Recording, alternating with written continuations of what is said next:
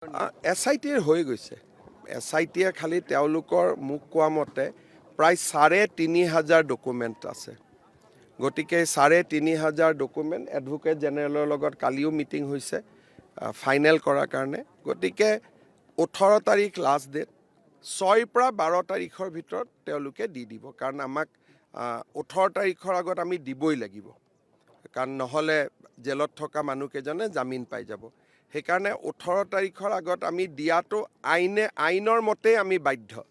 কিন্তু মই তেওঁলোকক কৈছোঁ ১৮লৈকে ৰখি থাকিব নালাগে কেইদিনমান আগতে দি দিয়ক কিন্তু তেওঁলোকে মোক কৈছে যে প্ৰায় ৩,০০০ ৩,৫০০ ডকুমেণ্টছ আছে সেইবিলাক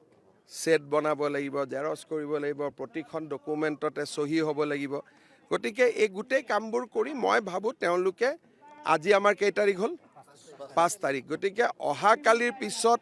আৰু ১২ তাৰিখৰ আগত এই সপ্তাহত যেনে তেনে চাৰ্জশ্বিট দিবই যিকোনো খবৰৰ বাবে যোগাযোগ কৰক 7099017330 লগতে 7099017110 নম্বৰত